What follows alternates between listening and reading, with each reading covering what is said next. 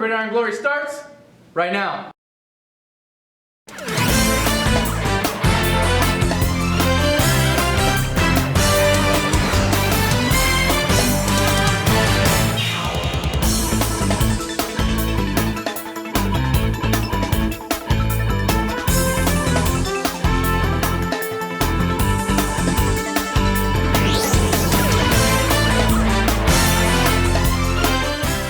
What's good, everybody? We have a loaded show for you all, and that cold open took us a lot longer to make than you think. Thanks for tuning in. I am Joseph Hennessy, the host of Gridiron Glory, and we have 2 playoff games to talk about that happened tonight and 2 more to preview for tomorrow. We also have another installment of Hit or Miss that we'll do later on in the show, and we give some more love to the linemen. Alrighty, so let's get it. First, starting into the Hocking.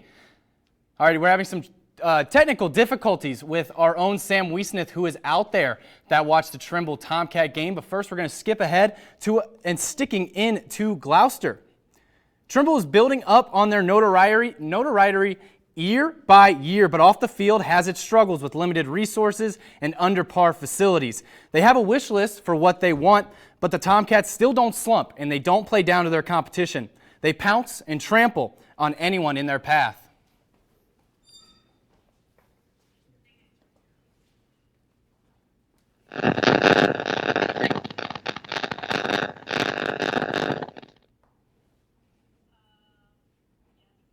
Alrighty, sorry for the technical difficulties again. Sam, we're trying to get to you. We promise. Stick around. Maybe we can talk to you a little bit later on in the show. Again, the Trimble game was really exciting. It came down to the wire. Cam Kittle tried to throw a touchdown pass. It got intercepted at the goal line to end the game. 19-20. Trimble fell. Unfortunately for them, their season is done.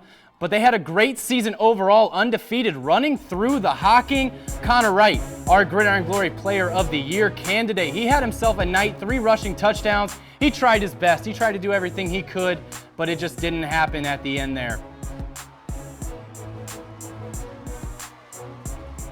Again, it's Cam Kittle trying to get something going, handed off to Connor Wright, who takes it in for the touchdown. Tomcats trying to get some momentum. Look at it. Dance a little bit. Get excited. Get happy. Again, give it to the man with the mohawk in the arm sleeve. Connor Wright making people miss. Gets it down in the red zone, trying to get something again. Why not give it to him one more time? And he is in for the score. That 2-point conversion wasn't good, though. Coach Ferris not happy with that. Trimble Tomcats on defense trying to get something going. It's a little trickery. Hitch and go. Pass it back. Boise State. There he goes. Down the sideline. He steps out of bounds. And Trimble trying to get something going on that last drive, like I said earlier. Passing it down the field, Cam Kittle to the receiver, past the 50. The Tomcats, they have a chance. They're still alive. Cam Kittle, pump fake, throw it deep again. It worked last time, but it does not work this time. They fall, unfortunately, and their season is over. They'll remember the rest of their lives. Yeah, no matter when it ends, you're sad. And they're going to go down as probably the best team, or at least one of the best teams in Trimble history. So they've had a lot to be proud about, and every day it'll get a little better. Today, tomorrow, next day it's going to be tough, but they'll get over it, and they'll do great things, and it's just a good group. Tough loss, but great season for the Tomcats. That Mohawk Mafia, I know they wanted more, but the second round of the playoffs is still pretty good. Unfortunately for them, they couldn't get it done, couldn't get that state ring, but they tried their best. Those seniors, they're going to be missed for sure. Staying in Gloucester, Trimble is building up on their notoriety year by year, but off the field has its struggles with limited resources and under par facilities. They have a wish list for what they want, but the Tomcats still don't slump and play down to their competition. They pounce and trample on anyone in their path.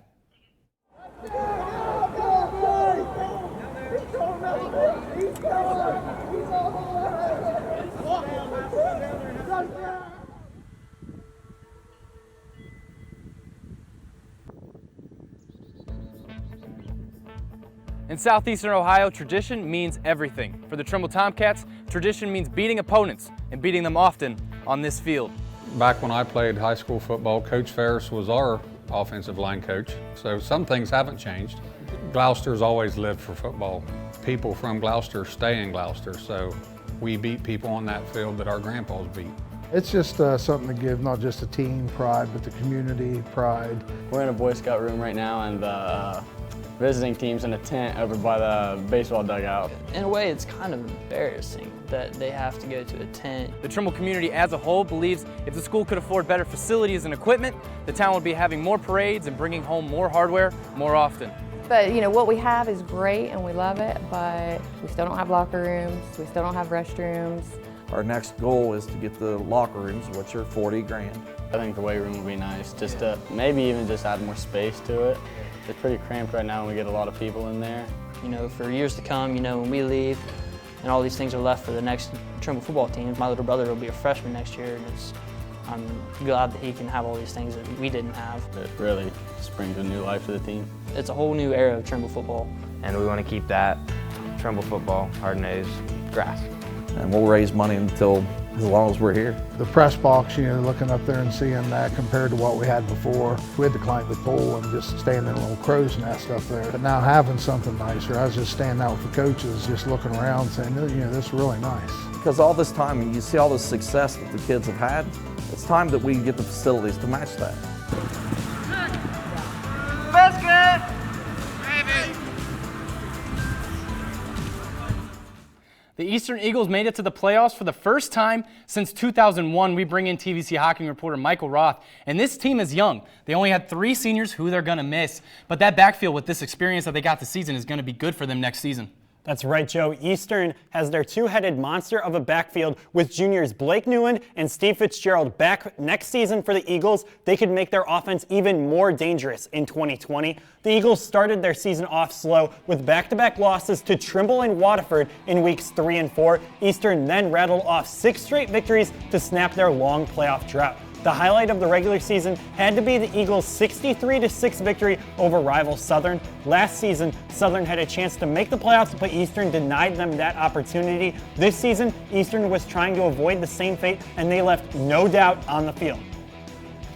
Sounds like it was a pretty special season for the Eagles, but unfortunately they fell short in Week 11. How did Eastern's season eventually conclude? Eastern traveled to a tough opponent, the second-seeded Newark Catholic Green Wave. They fought hard but couldn't get the job done, falling 35-7 last Saturday in round 1 of the playoffs. Regardless, the group of seniors should be proud that their class helped break the playoff-less streak, and the juniors and underclassmen on the roster, they should be hungry during the offseason to try and make it back to the playoffs for a second straight season. Yeah, and over to another playoff team, the 9-2 Waterford Wildcats travel to Sheridan High School out there in the corn to battle Harvest Prep tomorrow night. Prep comes in 10-1, scoring 32 points per game and only allowing 11. Waterford has been looking good these past couple of weeks. What should we see tomorrow? After an impressive round 1 playoff victory where the Wildcats scored 48 points, Holden Daly had 4 total touchdowns in the win. I'd be looking for him to try and find his way into the end zone on Saturday night. Daly is such a versatile threat as the running back can make plays off handoffs or catching deep passes. Waterford isn't just an offensive juggernaut. The Wildcat defense also has come out to play this season. 5 times has Waterford held their opponent under 20 total points. For the Wildcats to have a shot in this one, they need that defense to make some plays. That's some nice info on the Wildcats, but what more do Waterford fans need to know about their opponent? Harvest Prep has a winning tradition. The Warriors have made the playoffs every season since 2013. They also were Division III basketball state champions last year. Harvest Prep also has some experience against Hocking opponents as their season ended last year to Trimble in a 7-0 loss. Harvest Prep has had a ton of success in the regular season, winning 25 of their last 26 games. After a Week 1 loss to Eastmoor Academy, Harvest Prep has been dominating opponents with 6 wins by 30 or more points. Yeah, that's a pretty good offense, I'd say. Thanks, Michael. Waterford, they are the lone cats out of the Hocking, though. Harvest Prep is a well-known team in southeastern Ohio, but the Wildcats going to try and play spoiler. They have a lot on their hand, though. That team's pretty good. Thanks, Michael. The number 3 seed Jackson Ironmen and number 2 Jonathan Alder battled it out tonight in round number 2. Both teams undefeated. Alder averaging 37 points per game, and the Iron Curtain defense only giving up an average of 12. Our FAC reporter Ryan Kincaid joins us now, and Jackson just couldn't slow down that offense, Ryan. Well, Joseph, the last time these two teams met was in 2011 in the first round, which Jackson lost. However, coming into Tays Valley, the Ironmen and the Pioneers both look to be on top of each other. Either team could win this game, and the team with the magic person would come out on top. All right, you see the captains coming out. They know it's one and done. One chance at week 13. Getting underway, pay attention to this kid. Garrett Proxmire with a run to the outside, diving into the end zone for 6. Alder goes up 7 early in the first. Pay attention to that kid. Now, here's Jackson freshman Jake Winters launching a deep ball into the hands of Traylon Davis. He crosses the plane for 6. However, a missed Jackson PAT will keep it 7-6. Alder needs to respond. Here's JT Keith with a deep ball of his own to Jackson Izzard right there on the sideline to set up another scoring attempt. And who better than Izzard to finish what he started? Nice and easy grab to go up by 8. Second quarter, Alder on 4th down goes for it, catches Jackson off guard with a Jason Finnick catch to convert a crucial 1st down. Now, in the red zone, Proxmire takes another handoff wide to notch another score for the Pioneers. Jackson falling out of this one fast. Now, watch this. Next Alder drive, Proxmire, he's going to run. He breaks not 1, he breaks not 2, but he breaks 3 tackles before being knocked out of bounds. One more completion to Izzard results in yet another touchdown for Jonathan Alder. They win in convincing fashion, 38-13. Now, that's it for Jackson. One loss is all it takes, but don't let this loss stain what they have done all season. Undefeated in the regular season. First gold ball in the FAC, and a playoff win, that's the perfect recipe for a memorable campaign. Yeah, well, Proxmire played a big part in the Pioneers' victory. How did GGPOY candidate Jaden Spires look? Well, Spires played like his life depended on it, but Alder had all the answers tonight, limiting him to just 53 yards on 13 rushing plays. His presence simply wasn't enough to make a difference tonight like it did all season. However, his leadership kept Jackson's spirits up. That rock-solid run defense of the Pioneers locked down the most dangerous asset Jackson had. Now, on the other side of the ball, Proxmire played like a champ, rushing for over 170 yards and 3 touchdowns. He found the solution to the Iron Curtain and tore the wall down. And we can't discount the passing game either. JT Keith was 18 for 23 with 181 passing yards and 2 touchdowns, both of which were thrown to Jackson Izzard. Izzard was a nightmare for the secondary, accounting for nearly all of Alder's air production by chipping away at yardage on the out route. Now, the Pioneers kept possession of the ball for most of the game, running 63 plays compared to just 33 for Jackson. In a nutshell, Jackson was tired and could not muster the energy needed to make a comeback. Now, typically this tactic works in their favor, but in Asheville, it has become their downfall.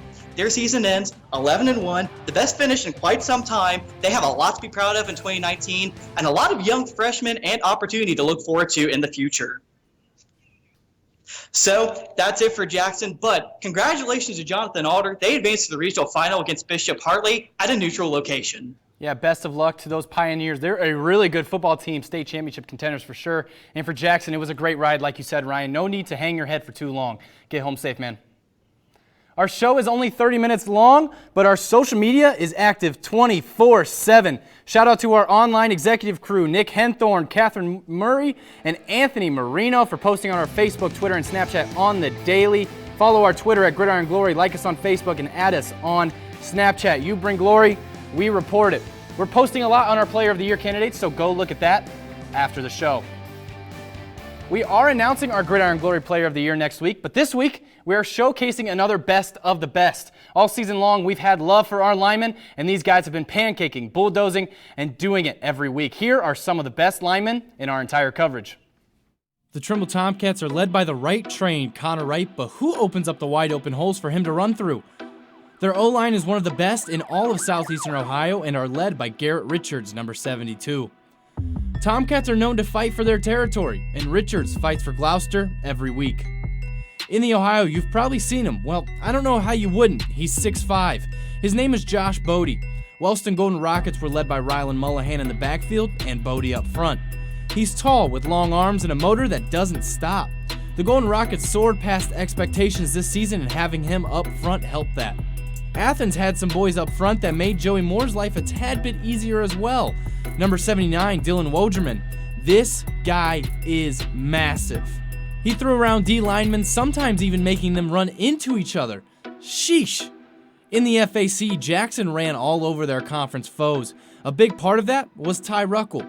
He moved bodies and played great for the Ironmen all year long.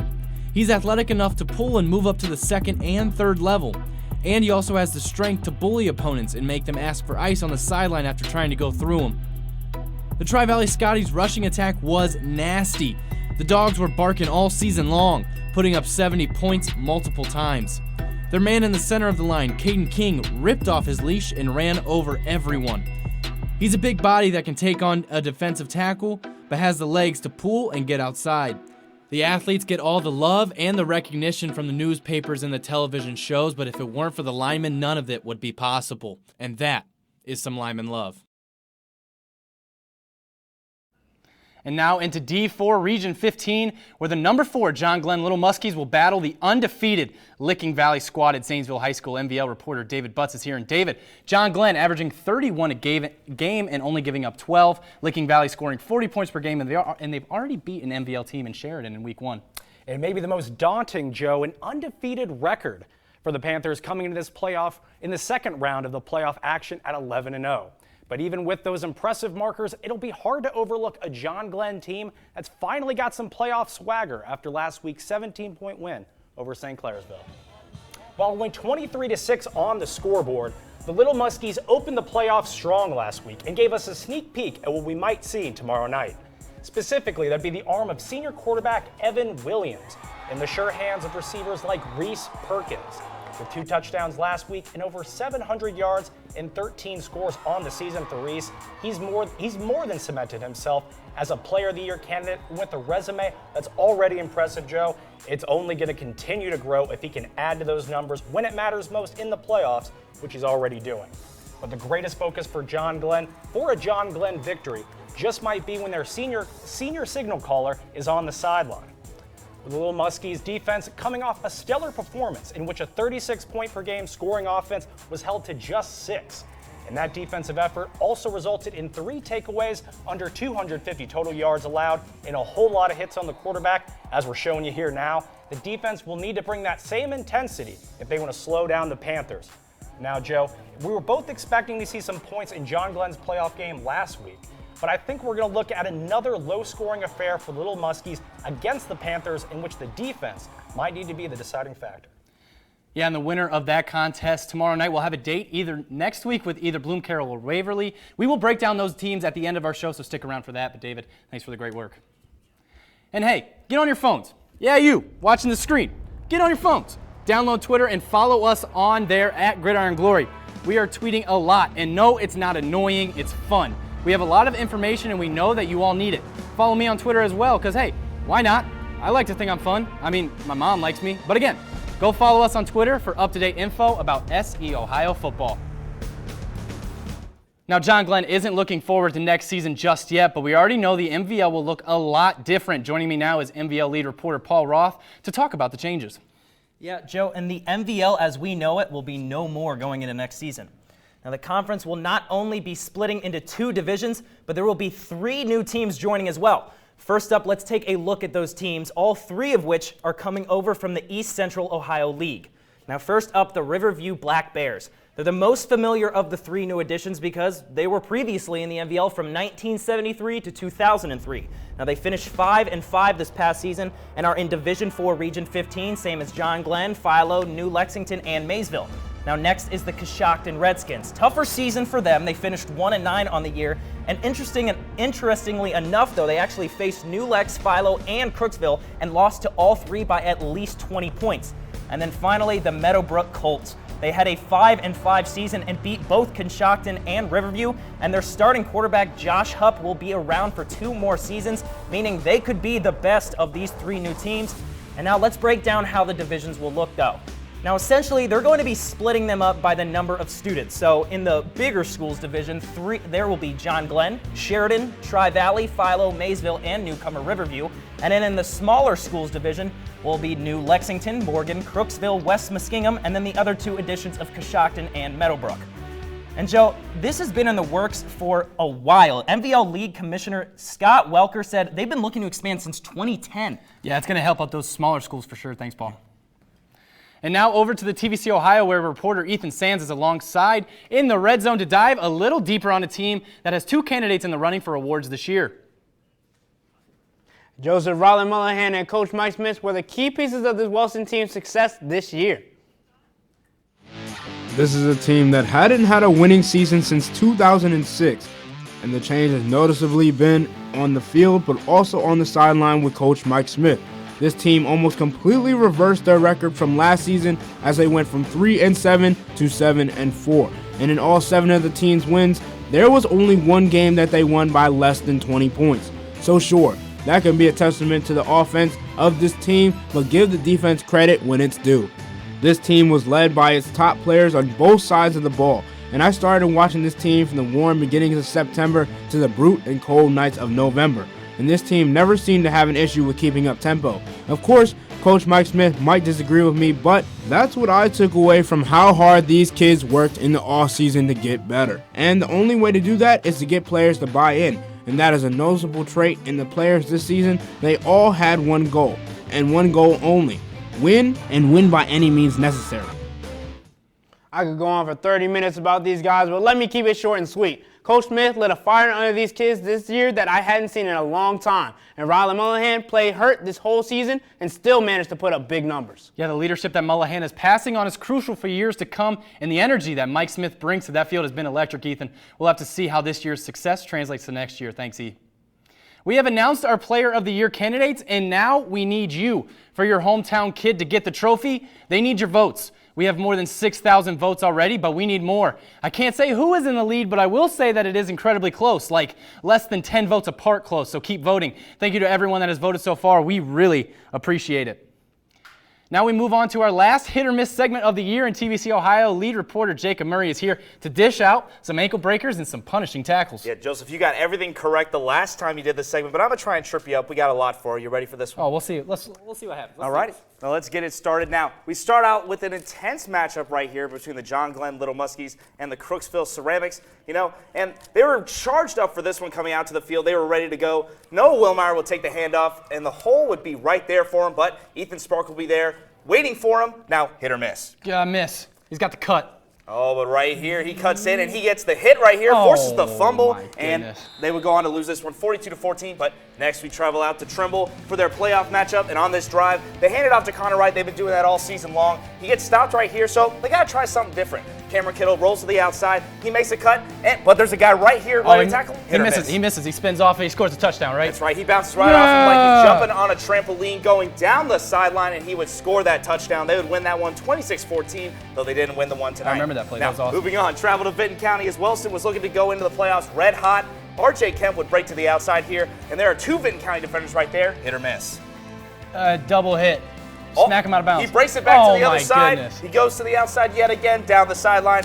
They would lose that ball game, but they would still make the playoffs. Now we have Miami Trace trying to ruin Jackson's undefeated season. Jaden LeBeau goes down the sidelines right here, but Jacob Winters is there for him, and he has the angle. Hit or miss? Oh, man, they're both dogs. That looks like a hit, angle. Please hit him. You'll be right. He got a monster hit right there on him. He crushed him like a barista. Right. We got a little bit of a spotlight here. The Player of the Year candidate, Joey Moore. He can do it with his arm, but he's mostly known for doing it with his legs. Right here, we break outside of the pocket, and there's a defender right there. Is that a hit or miss? Miss. Joey Moore's athletic and makes him miss. He is very athletic. He breaks off one, even breaks off another guy. Joey Moore can do it with both his legs and his arm. That is something he has done all season long, and that's why he's our Gridiron Glory Player of the Year candidate. Yeah, he is, and that was awesome. You got me. You got me a couple times, all righty? But, hey, I appreciate the work. That was awesome, man. That was a lot of fun. Thanks.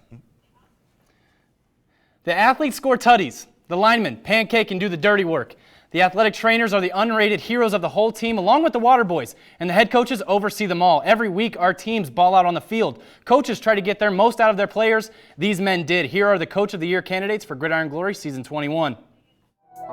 Pat Newland, Eastern Eagles. The 6-year head coach implemented a new mindset to his team. They won their first season opening game in the last 15 seasons. They also took down their rivals Belpre for the first time since 2012. Behind Coach Newland, the Eagles made it to the postseason for the first time since 2001, this season with a record of 8-2. Paul Culver III, Sheridan Generals. Sheridan was tested early in the season with a game against Licking Valley. They lost, but it fueled a fire in the team with Culver III at the helm. They took down John Glenn in a defensive battle, 13-12.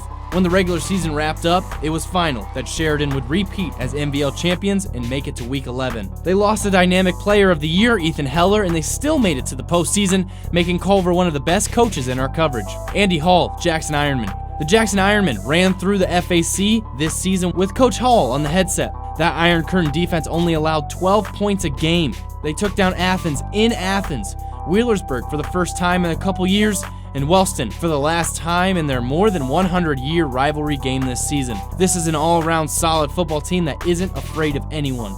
Coach Hall has been the man to put them in positions to succeed. Mike Smith, Wellston Golden Rockets. Last year, Wellston finished the season at 3-7 and tied for 5th in the Ohio. This season, with first-year head coach, they went 7-3 and finished tied for 2nd. They hit some highs and hit some lows, but this season just felt different. The Golden Rockets were contenders for the first time in a while, and the guys on the field balled out because of the guy yelling from the sidelines. They made it to Week 11 for the first time since 2006. Coach Smith changed the culture in Wellston, bringing confidence back to a town that loves their Friday nights. Matt Edwards, John Glenn, Little Muskies. The Little Muskies took down the big dogs of the NBL this season with a score of 24-21 at Tri-Valley. The stout defense only allowed 12 points per game. The offense behind Reese Perkins exploded off the scene this year, averaging 31 a game. This season, he made it back to the playoffs again with an 8-2 record, but this time with a share of the NBL title. John Glenn won their first NBL title in nearly 40 years with Coach Edwards making the game plan. Coach Edwards went fishing for some trophies this season. He won a share of one, but he's coming for a state ring now. And those are your Season 21 Gridiron Glory Coach of the Year candidates. That's it for tonight's show, but tomorrow we have 2 games to watch out for. Now we're going to break down the teams that our teams, John Glenn and Waterford, will play if they can get the W Saturday night. It doesn't get any easier in Week 3 of the playoffs, and these teams are some of the best in the state. If John Glenn beats Licking Valley, they will play either the number 3 seed Waverly Tigers or Bloom Carroll. Waverly is 9-2 on the season. They average 33 points per game and are only giving up 16 a game.